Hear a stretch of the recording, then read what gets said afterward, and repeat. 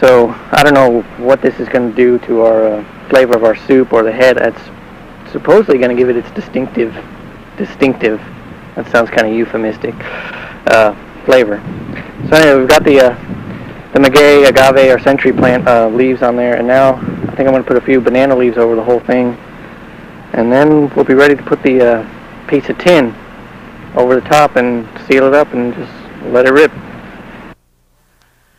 Commercial preparation of barbacoa, Montano writes, has undergone forced change because of legal and business restrictions of the dominant Anglo culture. Health officials in the United States have imposed strict sanitation standards. Officials have made it illegal to prepare the barbacoa in a pit or to use burlap sacks. Likewise, insurance companies sometimes refuse to insure family businesses that prepare barbacoa in a pit.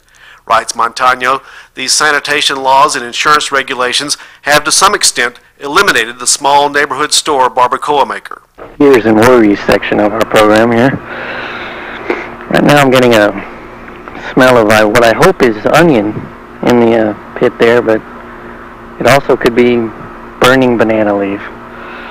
So that's one of my fears, the burning banana leaves. We also have a few other ones, which Jake wants to explain some of those. Well, the banana leaves, I think we were supposed to soak them, but I only remembered it after we had it in the hole for an hour. And then when we started smelling something kind of odd, and I thought maybe we should have soaked banana leaves. They're not soaked. Also, we're concerned that either there's not enough charcoal or the charcoal wasn't burned down sufficiently before we stuck the lid over it, and that it's not burning properly, and that now it's not getting sufficiently hot. We're also concerned that too much is heat escaping from the top of it. We're also concerned that about a pound of dirt fell in the soup. That is a major concern, but I think it would be a thickening agent. I don't think anyone will notice, and only people will know is ones that, when you see this film you'll know, but that'll be much too late. It'll be after you've eaten it. So it'll be our joke on everyone at this party. Also, well, I don't know, other than that, I guess everything's okay. The cow heads and... There's also the fear that what we have, teepeed up against the cow head is not really maguey, or it could be some... It could be stinkweed. Yeah, stinkweed or some hallucinogenic cactus. We really don't know. I mean, we didn't actually witness the cutting of this. It does look like maguey, but once again, we're not really sure, and that also could be producing the unusual odor that has been coming from over there by the pit. However, I was told by people who have some expertise in this matter that barbacoa smells like sin, so maybe it's the way it's supposed to smell, but I'm telling you, it doesn't smell that good. You think it's appetizing, but really, it's just, it doesn't smell that good right now in my backyard. Yes, and we'll probably have to be checking this because we don't really want the moment of truth to come when everyone's here already. So sometime before we unveil this thing for everyone else, we'll probably have to look at it ourselves and decide whether or not it's a total disaster.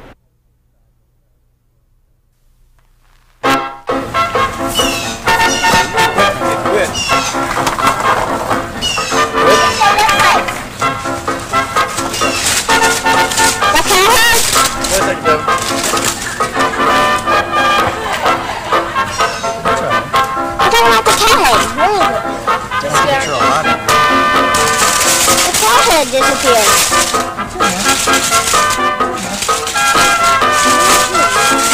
Oh, there it is.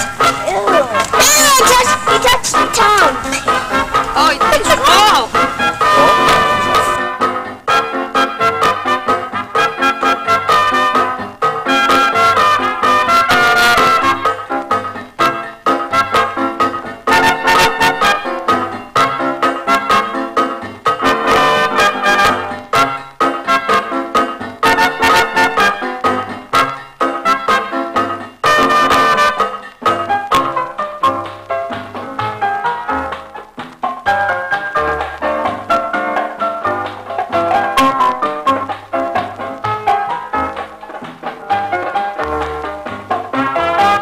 Cow's head, which we've been cooking, seems to be not quite done. So it looks like it might take us another hour or so of cooking. But we do have some chicken for. I know all you guys are very disappointed about maybe not getting a piece of this cow's head. We have some chicken cooking. It should be ready in a little bit. Maybe an hour or so. Cow head looks a little raw. Oh, we also have some cow's head soup, which is cooking underneath the cow's head, and that's probably ready now. So we'll be able to pull that out in a little bit. And we can all have some of that. Well, Jake, with some trepidation, I started to eat the soup, and then after taking a couple of bites of this little potato here that's swimming in this rather good-looking, appetizing broth, it tasted pretty good. And my niece really likes potato, and so I thought I'd mush a little bit up and give it to her. But I thought, well, I don't really know a lot about babies, so let me ask Licky what she thinks. And she came and ran from across the yard over here and said that I'd kill the baby if I gave her this soup. What do you think about the soup, Todd? It's pretty good. What did Andrea say? Andrea said it would kill the baby. I like it. Well, now that I've started, I just can't stop with this. Just sometimes I think maybe the things that I think might be vegetables might not be. So, you can lay your money that that's probably a carrot, but I don't know what's on top of it.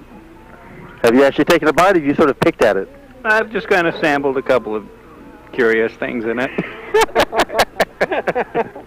Man, you ate the whole thing. You're the only person here to eat the whole thing. What do you think? We think it was delicious. Delicious. Think it was good? Mm-hmm. What'd you think, Mom? I think it's surprisingly good. You've been identified as a parent of the cook. Surprisingly good. All right. I think a few words are very sort of important here at this momentous occasion. We're going to pull the cow's head out now. Everyone's very hungry. It took a little longer than we expected, so you remember that it really does take maybe 6 or 7 hours. Don't think it's going to take 5. And also another thing is it really does maintain the heat. You don't have to open up and look at it. It really works. So a lot of people think that, if you stick some charcoal in, it's going to go out in an hour or so, but it doesn't. It stays warm. You can just do it that way. We're going to pull the head out right now, and you'll be there to witness all the action.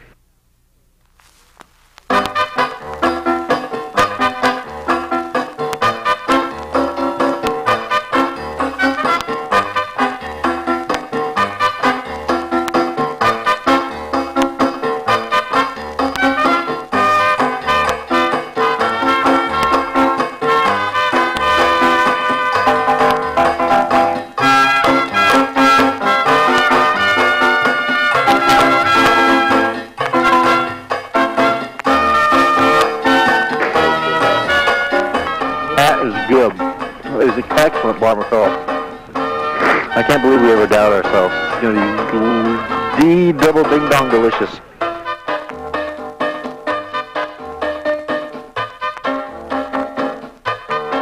It's like tongue. The tongues I tasted before. I tasted the cheeks, and it still tastes like tongue. It's tender, and it's a little bit salty, and it's really good. I like it. Can you describe it? What did you think? Well, it's beef, and it's part of the beef that you normally don't eat. It's just very good, very tasty, I thought. You think it's something you might try in your backyard sometime? Probably so, and I might try different things in a pit too. Like what? I don't know, maybe a pig or a young goat or. Thanks. Thumbs up. Thumbs up. Did you try the tongue or the face, or what did you try exactly? Are you sure? I have no idea. What does the tongue look like? Well, before it looked like this. David, what did you think about this? The eyeballs. Did you eat the eyeballs? The eyeballs were the best part of that head. Really? What were the eyeballs like? They were pretty tasty, kind of sweet. The teeth were pretty good too. Find a couple of little cavities in there. Pick the food up. It was wonderful. I'm here with David Messina. I suspect he's a damn liar.